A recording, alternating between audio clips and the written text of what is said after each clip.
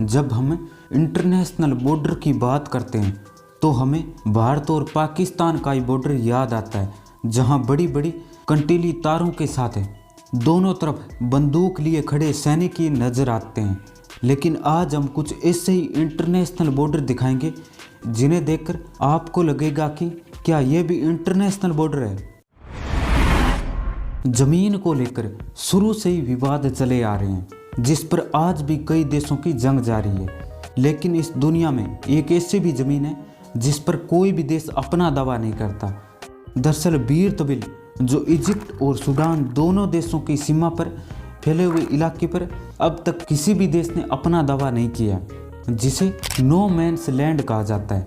वहीं जहाँ छोटी छोटी ज़मीनों के लिए लोग आपस में लड़ लेते हैं, तो फिर क्या कारण है कि कोई भी देश इस ज़मीन को लेने के लिए तैयार क्यों नहीं है। इसे समझने के लिए हमें इतिहास में जाना होगा। जब इस क्षेत्र पर यूनाइटेड किंगडम का शासन था, तब यूनाइटेड किंगडम ने 1899 में इजिप्ट और सूडान के बीच एक बाउंड्री बनाई, जिसमें बीर तबिल सूडान के हिस्से में आ गया। तो आप कहेंगे कि ये इलाका अब सूडान का हुआ, लेकिन ऐसा नहीं है। दरअसल जब सूडान ने इस बाउंड्री को मानने से इनकार कर दिया, तो 1902 में एक बार फिर बाउंड्री बनाएगी और इस बार बीर तबिल इजिप्ट के हिस्से में आ गया। तो आप कहेंगे कि ये इलाका अब इजिप्ट का हुआ, तो फिर इजिप्ट इस पर दावा क्यों नहीं करता? क्योंकि इजिप्ट तो 1899 में जो बॉर्डर बनाई गई थी उसे मानता है, वहीं सूडान 1902 में बनाएगी बॉर्डर को मानता है। वहीं बीर तबिल पर दावा ना करने के पीछे हालाइव ट्रायंगल है। अब मैं आपको बताता हूँ कि मैं कहना क्या चाहता हूँ। दरअसल इजिप्ट 1899 के बॉर्डर को मानता है, जिससे बीर तबिल तो सूडान के हिस्से में चला जाएगा और हालाइव ट्रायंगल उसके पास आ जाएगा। वहीं सूडान 1902 में बाउंड्री बनाई गई थी उसे मानता है, जिससे बीर तबिल इजिप्ट के पास चला जाएगा और हालाइव ट्रायंगल उसके पास आ जाएगा। यानी दोनों ही देश हालाइव ट्रायंगल पर कंट्रोल चाहते हैं, क्योंकि ये रिसोर्स रिच इलाका है। वहीं बीर तबिल में जहाँ तक नज़र जाती है वहाँ तक हमें रेत और बंजर भूमि नज़र आती है, इसलिए बीर तबिल पर दोनों ही देश अपना दावा नहीं करते हैं। वहीं हालाइव ट्रायंगल को पाने के लिए इजिप्ट 1899 में बनाई गई बॉर्डर को मानता है, वहीं सूडान 1902 में बने बॉर्डर को मानता है, जिससे वह हालाइव ट्रायंगल पर अपना दावा कर सके। वहीं कोई भी दूसरे देश ने बीर तबिल पर अपना दावा नहीं किया है, क्योंकि यह इजिप्ट और सूडान के बीच घिरा हुआ इलाका है। लेकिन 2017 में भारत के दीक्षित ने खुद को बीर तबिल का राजा घोषित कर दिया। इन्होंने बस यहाँ अपना झंडा लगाया और इसे अपना बना लिया। हालांकि इसके अलावा भी कई लोगों ने भी इस क्षेत्र पर अपने दावे किए हैं। ये नामीबिया का मैप है, जहाँ बाकी सब कुछ तो ठीक है, लेकिन ये 450 किमी लंबी पूंछ क्यों है? सबसे पहले इसे पैन हैंडल कहते हैं और नामीबिया की अजीबोगरीब बॉर्डर इसलिए है क्योंकि यह पहले जर्मन कॉलोनी था। वहीं जर्मनी के चांसलर लियो वॉन क्रेपेव के जिनके नाम पर इसे पट्टी का नाम रखा गया, और ये अपनी कॉलोनी का बॉर्डर जाम्बिया नदी तक बढ़ाना चाहते थे, जिससे ईस्ट अफ्रीका तक पहुंच सके।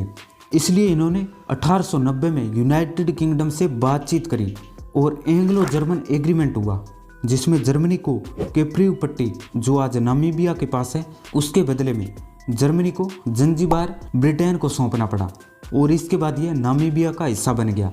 वहीं फिर जर्मन और ब्रिटिशर्स तो चले गए, लेकिन ये इलाका आज भी नामीबिया का हिस्सा है।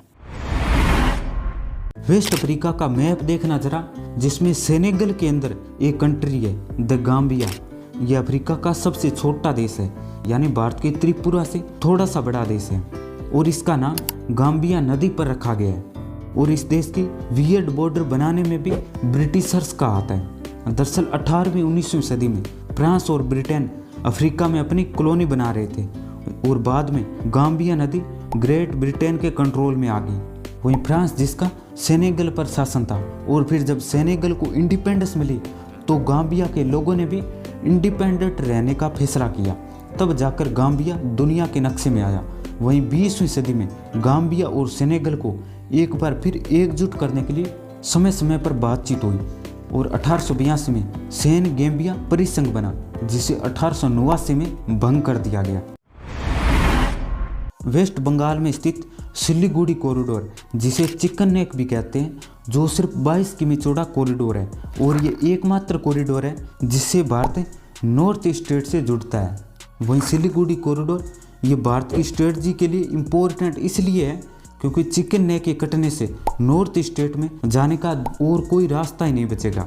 इसलिए चीन की सिलीगुड़ी कॉरिडोर पर नज़र है और इस कारण चीन डोकलाम पर कब्जा करने की कोशिश करता है क्योंकि डोकलाम काफ़ी हाइट पर है और यही इसका प्लस पॉइंट है ताकि चीन सिलीगुड़ी कॉरिडोर पर नज़र रख सके।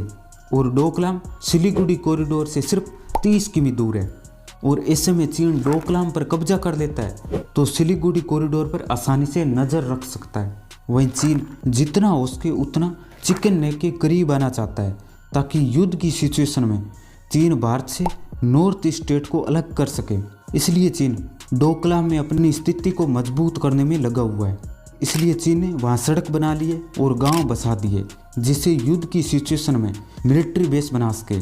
और 2017 में डोकलाम विवाद तो आपको याद ही होगा और ये विवाद तब शुरू हुआ था जब चीन डोकलाम से एक सड़क बनाना चाहता था लेकिन भारत ने सड़क बनाने से रोक दिया क्योंकि भारत को डर था कि चीन डोकलाम का इस्तेमाल सिलीगुड़ी कॉरिडोर पर कब्जा करने के लिए कर सकता है और युद्ध की सिचुएशन में चीन सिलीगुड़ी कॉरिडोर से नॉर्थ ईस्ट को काट सकता है। इसलिए इंडिया ने सिलीगुड़ी कॉरिडोर के विकल्प के रूप में कालादान प्रोजेक्ट की शुरुआत की है। इस दुनिया में ऐसे कई देशों के हिस्से आज भी है जिनकी बॉर्डर उन देशों से नहीं लगती लेकिन फिर भी वे उसी देश का हिस्सा है। दरअसल मैं कैलिनग्राद शहर की बात कर रहा हूँ जिसकी बॉर्डर रूस से नहीं लगती लेकिन फिर भी यह रूस का हिस्सा है। सेकेंड वर्ल्ड वॉर तक केनिन्सबर्ग ईस्ट जर्मनी का सबसे बड़ा शहर था जिस पर अलाइड फोर्सेस ने भारी बमबारी की और 9 अप्रैल 1945 को सोवियत संघ ने इस पर कब्जा कर दिया और पोट्सडैम एग्रीमेंट में यह सोवियत संघ का हिस्सा बन गया जिसका 1946 में नाम बदलकर कैलिनग्राद कर दिया गया। फिर 1947 में सोवियत संघ ने आदेश दिया कि जर्मन लोग कैलिनग्राद छोड़कर चले जाए और रशियन लोगों को यहाँ बसाया गया और आज यहाँ 90% लोग रशियन हैं। वहीं 1991 में सोवियत संघ के विघटन के बाद रशिया ने इस पर कब्जा कर लिया और सोवियत संघ से अलग हुए देश अब नेटो में शामिल हो गए हैं और इस कारण आज रशिया चारों तरफ से घिर चुका है और कैलिनग्राद से रूस नेटो को आसानी से काउंटर कर सकता है। ये है अफगानिस्तान का मैप। यहाँ बाकी तो सब कुछ ठीक है लेकिन ये 350 किमी लंबी सी बॉर्डर क्यों है? दरअसल इसे समझने के लिए हमें पहले अफगानिस्तान के इतिहास में जाना होगा। 19वीं सदी में रशियन एम्पायर और ब्रिटिश इंडिया के बीच ग्रेट गेम चल रहा था जिसमें ब्रिटेन को डर था कि रशियन एम्पायर अफगानिस्तान में अपना इन्फ्लुएंस बढ़ा सकता है जिससे ब्रिटिश इंडिया पर खतरा आ जाएगा क्योंकि अफगानिस्तान की सीमा ब्रिटिश इंडिया से लगती है। इसलिए अंग्रेज़ों ने अलेक्जेंडर बर्न को अफगानिस्तान में जासूस बनाकर भेजा। इन्होंने 1 साल में अफगानिस्तान में कई ज्योग्राफिक और स्ट्रेटजिक इंफॉर्मेशन के साथ रशियन गुप्तचरों का जिक्र अपनी बुक ट्रेवल इनटू बुखारा में किया और अफगानिस्तान में बढ़ते रशियन प्रभाव से अंग्रेज़ों को अब लगने लगा था कि रशिया अफगानिस्तान में ना दाखिल हो जाए और उस समय ब्रिटिश इंडिया के गवर्नर जनरल लॉर्ड ऑकलैंड थे और ये अफगानिस्तान को एक बफर जोन बनाना चाहते थे। इसलिए अफगानिस्तान के शासक दोस्त मोहम्मद खान के साथ बातचीत शुरू की लेकिन दोस्त मोहम्मद खान ने एक शर्त रखी कि वे उन्हें पेशावर वापस दिलाएं जिसे महाराजा रणजीत सिंह ने 1834 में अधिकार कर लिया था। लेकिन ब्रिटिशर्स के सामने सबसे बड़ी समस्या थी कि ब्रिटिशर्स ने 1809 में महाराजा रणजीत सिंह से ट्रीटी ऑफ अमृतसर साइन करी जिसमें कहा गया कि आप सतलुज नदी के नॉर्थ में जितना चाहिए उतना साम्राज्य विस्तार कर सकते हैं। तो ब्रिटिशर्स महाराजा रणजीत सिंह से पेशावर वापस देने के लिए कैसे कह सकती थी? इस कारण अफगानिस्तान के शासक दोस्त मोहम्मद खान के साथ बातचीत फैल रही। वहीं लॉर्ड ऑकलैंड का मानना था कि रशिया अफगानिस्तान में दाखिल हो इससे पहले ही हम अफगानिस्तान पर आक्रमण कर देते हैं और इस तरह 1839 में अंग्रेजों ने काबुल पर अधिकार कर लिया और दोस्त मोहम्मद खान को हटाकर शाह शुजा को अफगानिस्तान का नया शासक बनाया गया और इसके 2 साल बाद शाह शुजा की हत्या हो गई और फिर से दोस्त मोहम्मद खान शासक बन गया।